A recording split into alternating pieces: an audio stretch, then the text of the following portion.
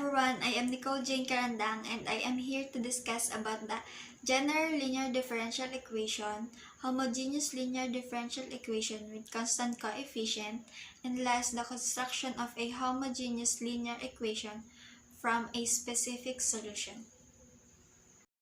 So this is a general linear differential form where this is equals to g of x. If the g of x is equals to 0, then it is called homogeneous linear differential equation. And the solution form to be used is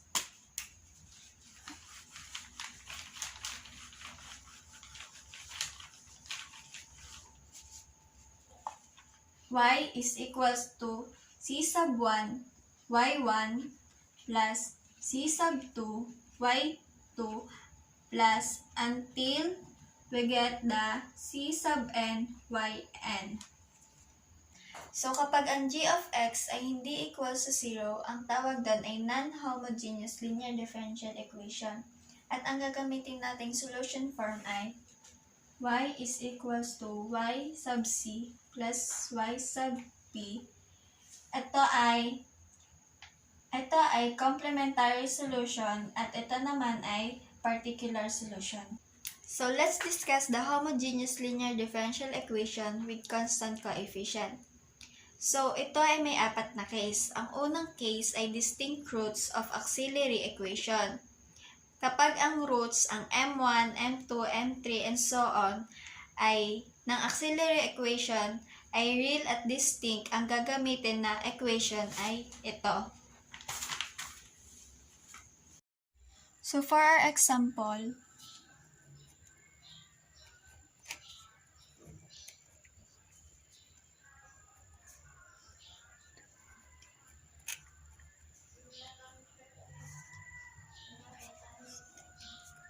so ito ay naka-differential form. So kapag ginawa siyang differential operator, ito ay magiging d2 plus 2d minus 3. So ito ay naka-differential operator na. Tapos kapag ginawa natin siyang auxiliary form, ito ay magiging m squared plus 2m minus 3 equals 0. So, ito, pwede na natin siyang isolve.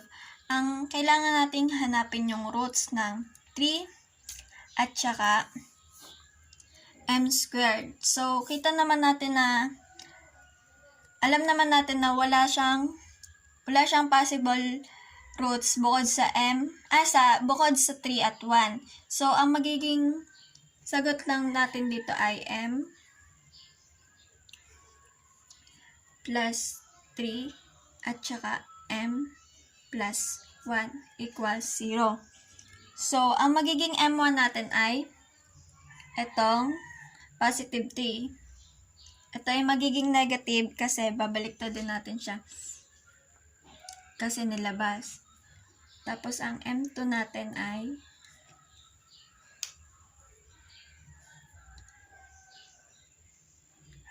ang m2 natin ay 1. Ito pala ay negative. So, saka natin siya ipa-plug in doon sa ating solution form, which is y is equals to c sub 1e raised to m 1x plus c sub 2e raised to m 2x. So, ang magiging sagot natin ay c sub 1e raised negative 3x plus c sub 2e x. So, ito na yung final answer natin.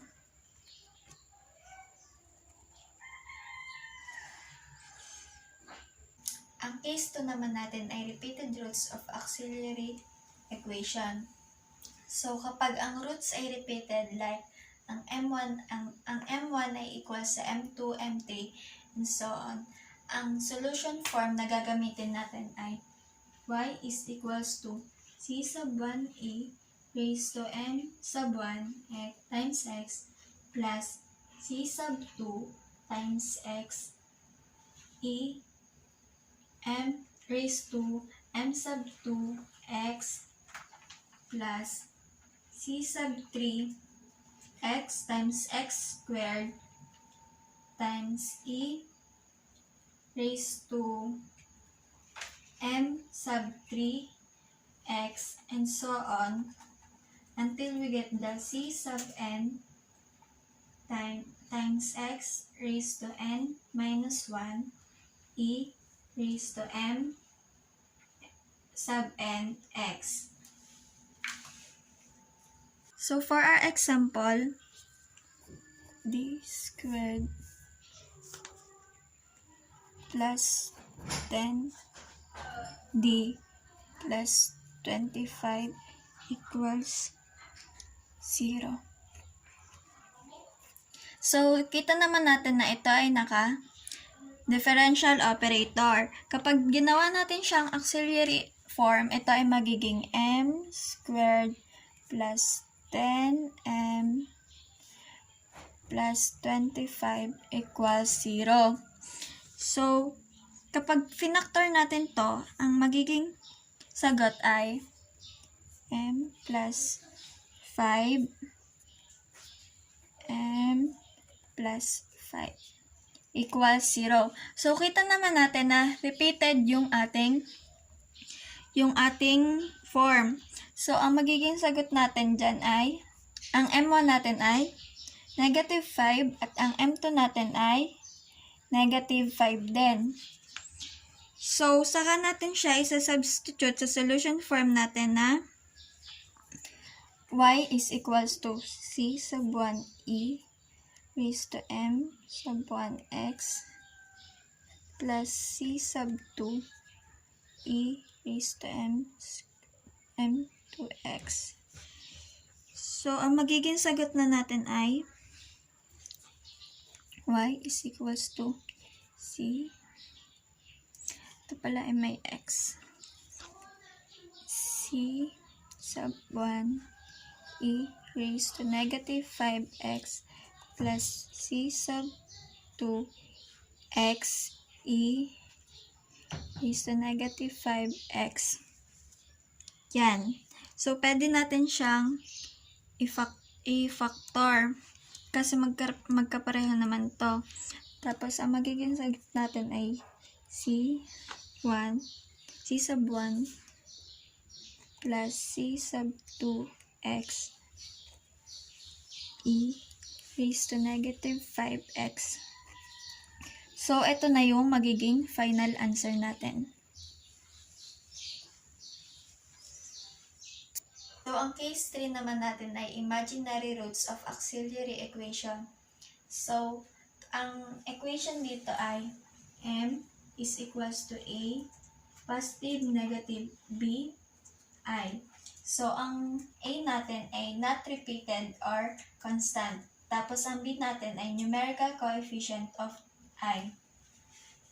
So, ang solution form natin dito ay y is equals to e raised to ax times c sub 1 cosine x dx plus c sub 2 sine bx. This example is m squared minus 9 times y equals 0. So, kapag ginawa natin itong auxiliary form, ito ay magiging m squared minus 9 equals 0. So, ang ating,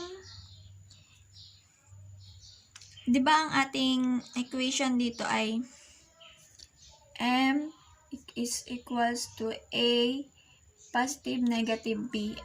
Ito yung ating imaginary root equation. So, ang atin ay lalabas natin yung 9. So, magiging m squared equals 9. Tapos, magiging m is equals to positive, negative, 9. So, kapag ang square root nito ay magiging positive, negative 3i. So, ang ating magiging a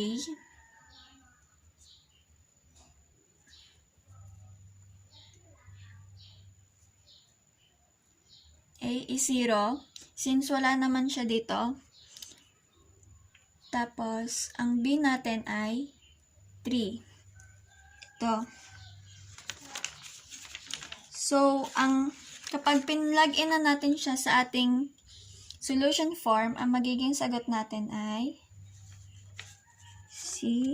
y is equals to e raised to ax times c sub 1 cosine bx plus c sub 2 sine bx. So, ayan yung ating solution form.